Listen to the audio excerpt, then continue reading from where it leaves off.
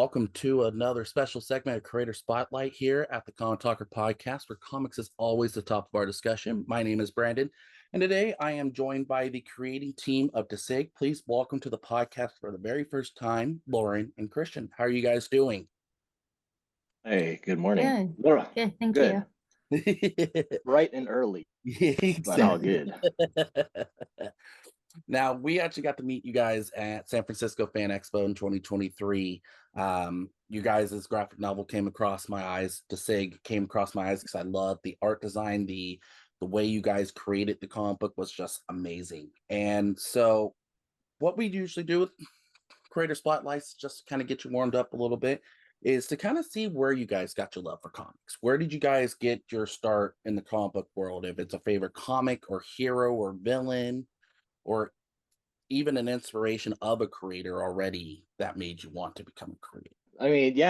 As a kid in the 80s, comics, we didn't have Netflix. I didn't grow up with, we only had 3 channels or 4 channels on TV. So, I remember seeing reruns of the old, I believe it started in the 70s, the cheesy Batman, the tight Spider-Man, and cameos of Incredible Hulk, with Lou Ferrigno. So I grew up watching those when I was really little, and that was one of the first ideas, formulated in my head about superheroes, and I didn't really even know about comics at the time.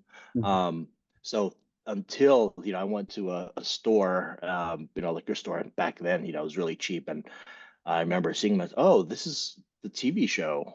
And so, then as I got older, I was able to buy a few at the grocery store. It seems weird now that, yeah, they used to sell comic books at grocery stores or even at like 7-Elevens, and you don't see that anymore. It's kind of sad, but there was a local comic book store here in the Bay Area that I used to go to ride my bike, and I remember the guy. He was so mean.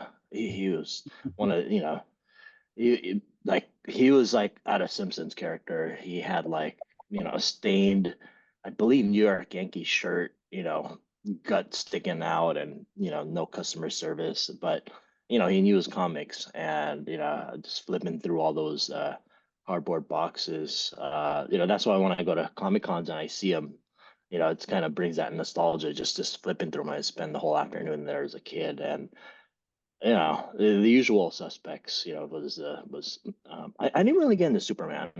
I found him to be goody goody, but I did watch him. But it was always Batman. It was Spider-Man, and then as I got older, it was Daredevil, Wolverine, Punisher, Deadpool. Like, I understand the whole Superman concept because that's kind of was my thing. Like, I didn't like Superman at first, and it wasn't until actually an anime that actually kind of got me into liking him more, and that was All Might from My Hero. It was one of those, like, when you see how his character progresses, it's like he isn't just a goody two shoes. He's a hero that's out to save the people, be the people's champ. And then you have somebody like Superman kind of doing the same thing, and I was like, okay, I kind of see where you're going. But I grew up with the same characters. Batman, Punisher was one of my big ones.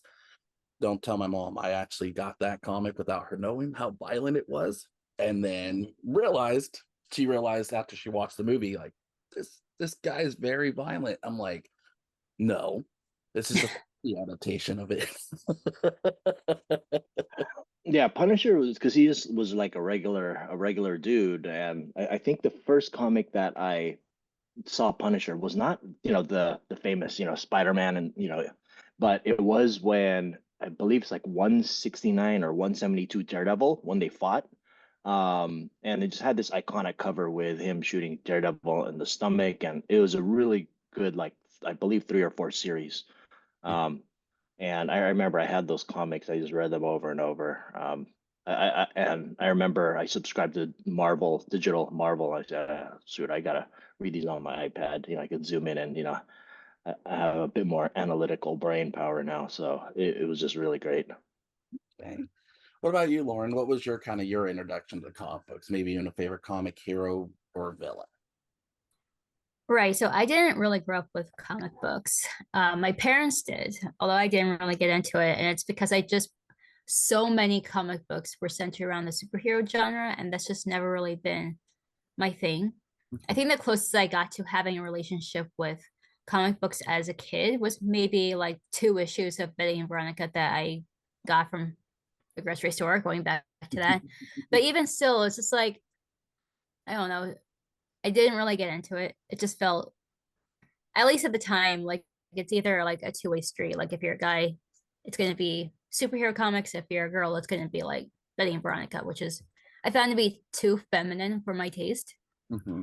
It wasn't until college where I started to get into it more. Like I took a comics and graphic novels course. Ultimately, it was to fulfill a requirement, but I learned a lot from it. Uh, Not knowing at the time I would eventually become a writer for a graphic novel on comics myself. But it was also around that time that Dark Horse Comics started releasing um, stories centered in the Avatar: The Last Airbender universe, where it kind of continues where the series finale stopped. And we followed the gang through what happens afterwards. So ultimately, that's how I got into it, when more options became available to me and suited my taste, so to say.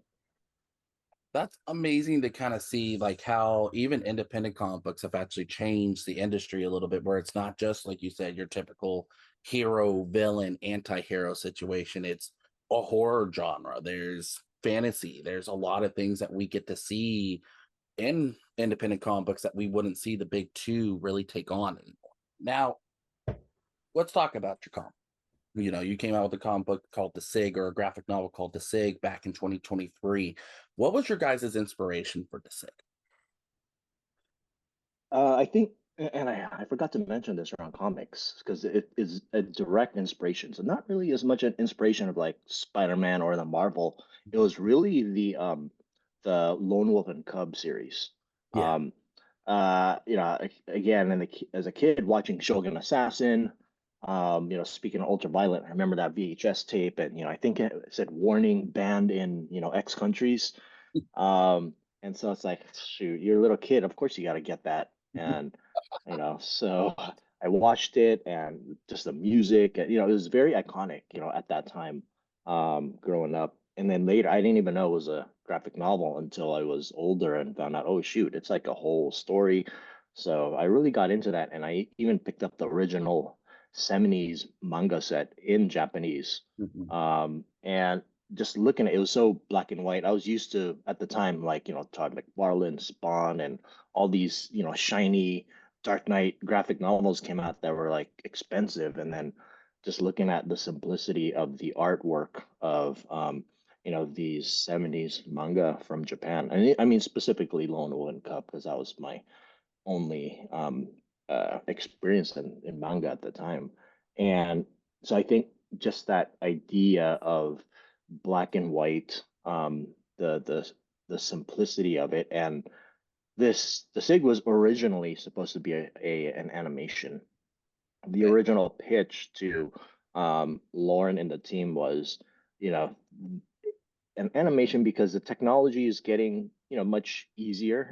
I say that in quotes, to actually create your own animation. And I kind of, in my early career, I was kind of doing some flash animation, and then, kind of saw the progression. And now there's, you know, technology now that makes things a little easier, but it's still expensive, the labor, the creative team. And so, talking to Ponsi, our artist, whose actually day job is an animator, runs Mhm. an animation studio in Australia and works with a bunch of teams, kind of broke it down for us. And, we said, okay, while the technology is there, it's still going to be quite costly. And we already started doing like these, Joe's Akalizan, the director, the art director, and who did the layout. We were already kind of throwing ideas around, doing some storyboarding. And I looked at the storyboard and said, this looks kind of cool already. It had that sketch look, which you see, in Lauren's background. And I thought that we're already kind of creating this storyboard, which, is kind of looks like a graphic novel. And I think the what do you call it? That Spider-Man where Spideyverse, Was it Spider-Verse? The Sony animation just came out. Yeah, Um, Across the Spider-Verse. Yeah, across yeah, the. yeah. So I was looking at that, and it kind of brought down, the more comic vibe to things. So I said, you know what, people are gonna accept things that aren't so quote unquote polished, either from an art style or animation style. So we wanted it kind of raw, and that's kind of like what you see. It does have its challenges the way we presented it, but it the inspiration is really to make this a cinematic version of, this project in print form. Let's talk about something that. What was it? What is the most difficult things that you guys have had to deal with as creators? Um, in a comic book aspect. Like you said, you guys were planning on animation, then you turn it into a graphic novel. Were there difficulties that you found throughout the process of creating it into a comic book or into a graphic novel? Um, I mean, I already had the script written for the animation when we were originally still on that track. Mm-hmm. It wasn't ready by any means, it was just a draft. But once Kristian approached me about shifting gears and turning into a graphic novel, I was open to the idea, even though I never written a graphic novel before. But I have the resources to do it. I had just so happened to have been a consultant for a comic right before then. So I already had some exposure to how that process works. So I was able to lean on that as I approached rewriting Dasig into a graphic novel. It worked well in my favor anyway, because there were parts on it that I wanted to improve and wanted to expand and wanted to add that maybe I wouldn't have been able to get away with if it was an animation, or maybe I could have. I don't know. But it definitely allowed for more creative freedom that maybe it would have taken a bit longer if it was still an animation. Now, you guys still, you guys, like you guys said, you guys were planning originally an animation. Now, with the graphic novel, have you guys thought about still turning it into an animated project, or are you guys staying away from that as of right now? I think we're still planning to. There's another graphic novel that I wrote and work with a different artist. It's a much smaller piece, just 50 pages, slower pace. And that is gonna be it's in the works to make an animation. And the purpose is so that we can learn how to use, this new technology, get the process and get things right. So then hopefully, we'll take the learnings from that and then animate the SIG. And hopefully that'll be done sometime next year. Okay, awesome. Now, let's talk about something else I'd like to ask comic book creators is their relationship with their artists. I know you guys worked with some good artists in the past, and the thing is that in order to have a good comic, you need a good artist as well.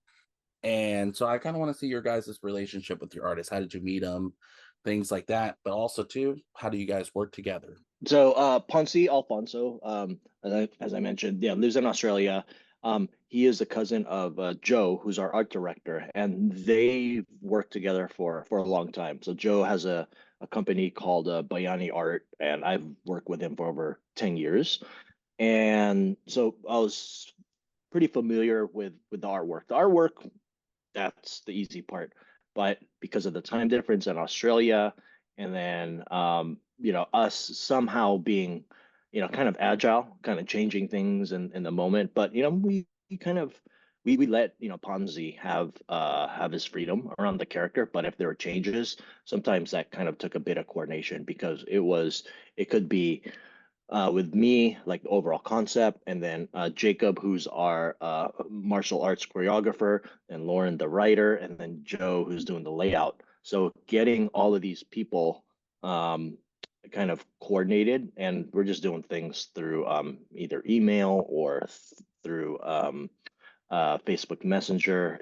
That was kind of the challenge, and if there were some differences in opinion, then all right, we got to figure that out. That can go on for a couple weeks, which is normal in any process. I think I learned a lot from it. That we have to kind of figure out a way to compromise things, but then also stick to the the original vision. But that was the main challenge. But the art turned out great. That's the first thing that people say is that the art, how strikingly simple it is, and it does make it hard to market. We know that, but sticking to that vision, it puts a lot of burden on Lauren, as the writer to actually go out there. You have to talk about it because there's no marketing on the cover or anything. There's no context. It's like, you have to kind of actually dig in and talk to the creators about it. Right. Like that's a perfect example because I got, like I said, what was it? We were talking with Lauren when we were at Fan Expo, and that's what you were telling us too. It's like you have to be willing to you're not going to see anything on the front. The thing is that you have to open the book and actually see what you want to see. And I was enthralled with the art and with the story. So it was that whole thing of, oh wow, yeah, that in some ways too, that's you have those moments where the covers are going to be blank, but that's the whole mystery of it. That's what enthralls me as a reader, because you want to, okay, what's inside this story, what's in this book.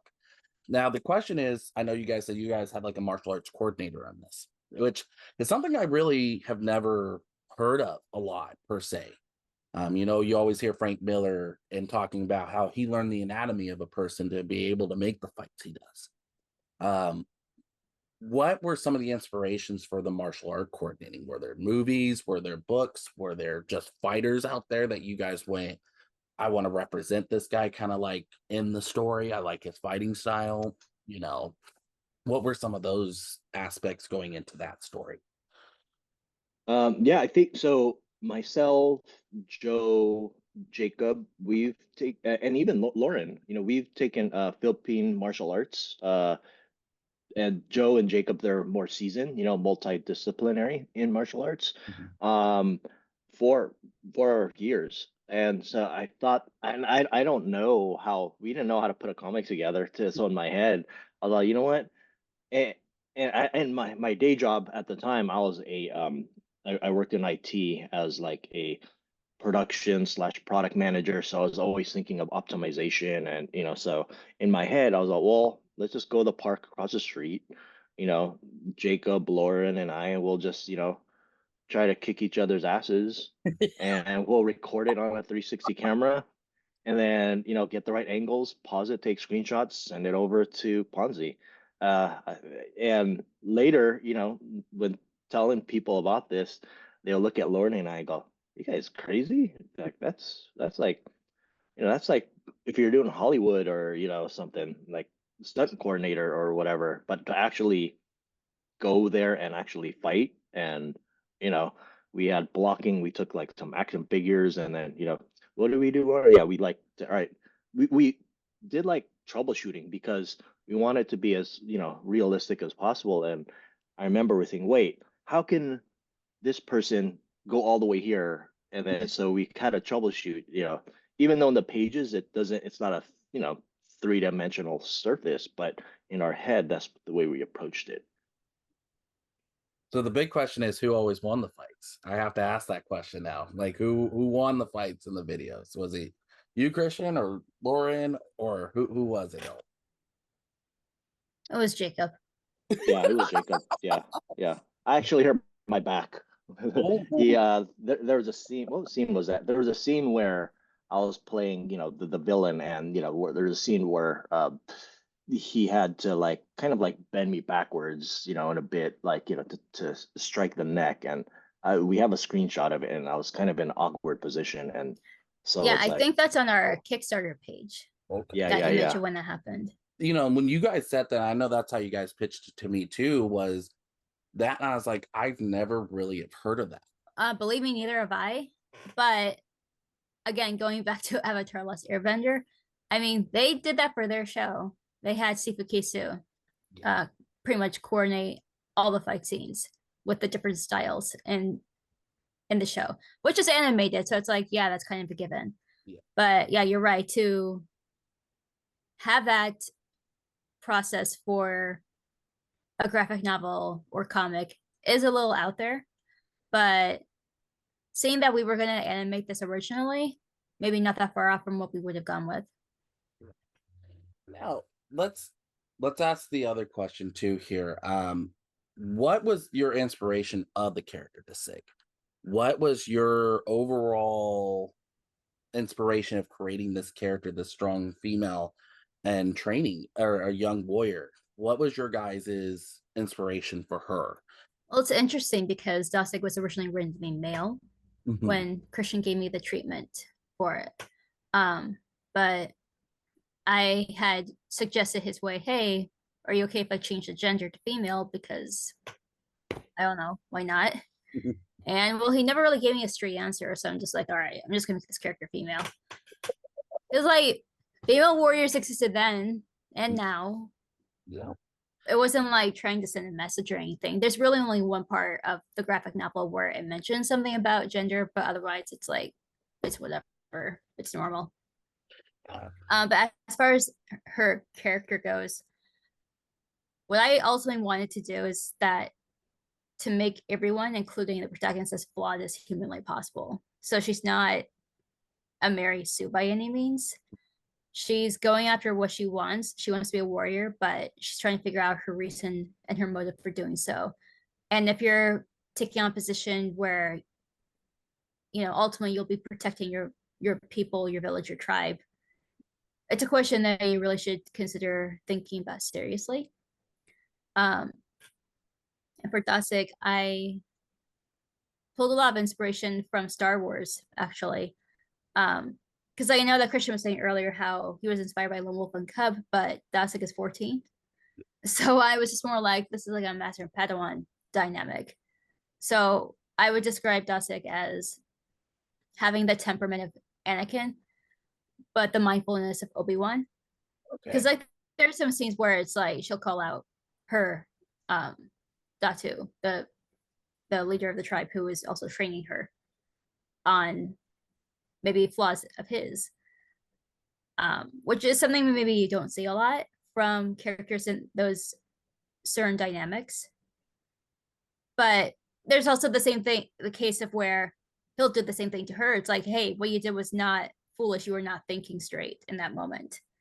So, yeah, I mean, I don't know if it's so much realistic, but it's not. I didn't want to make these characters one-sided, so to say.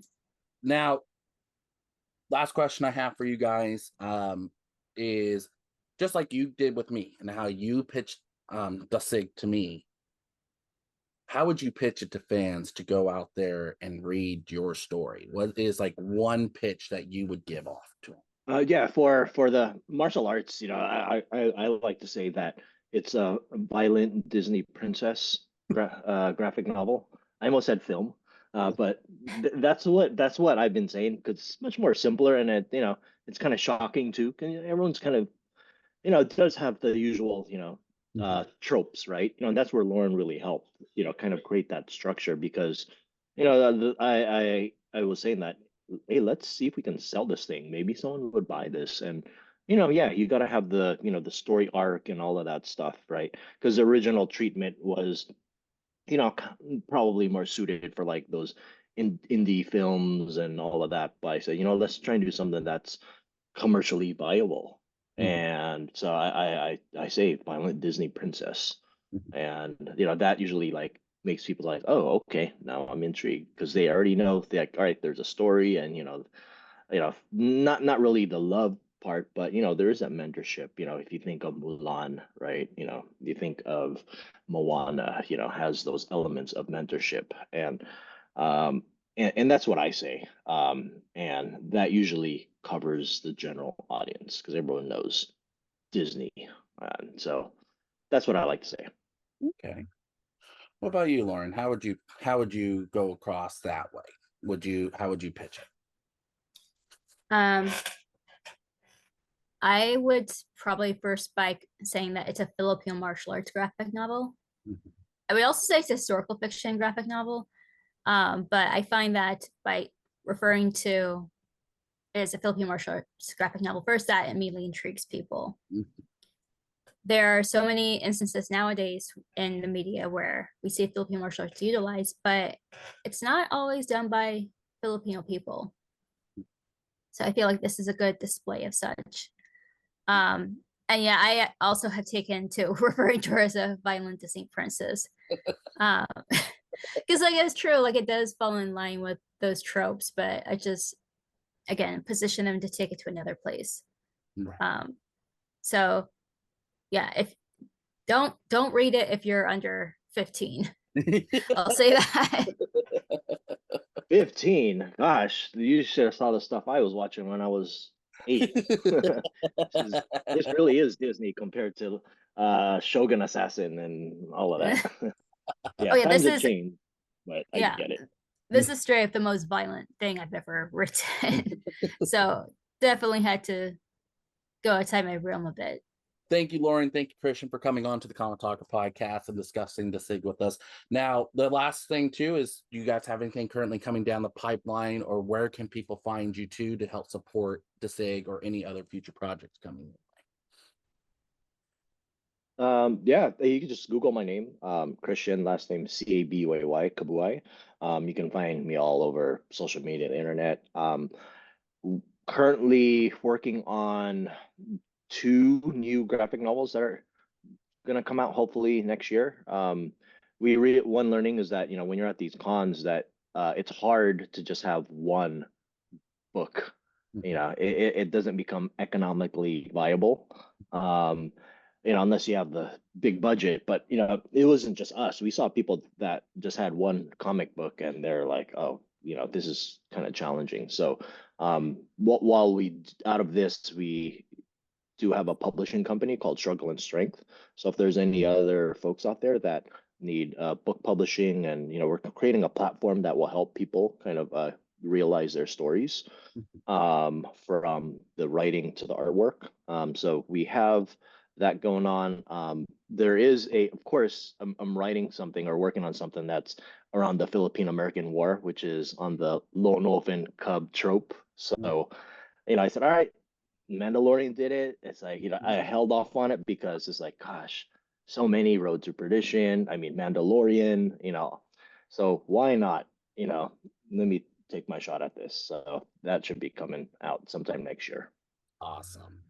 Lauren, where can fans find you if what was in keep supporting you guys?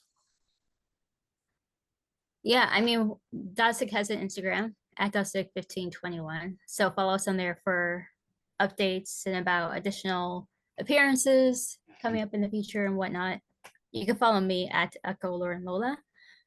And what am I working on recently? Well, I'm going to be working on a new comic for, if you're familiar with it, Lumpia, or of Lumpia with a Vengeance. Yeah. I wrote a comic for them last year for their giant size Lumpia issue, so I'll be doing another one again this year. Oh, awesome. And that should be out sometime this fall.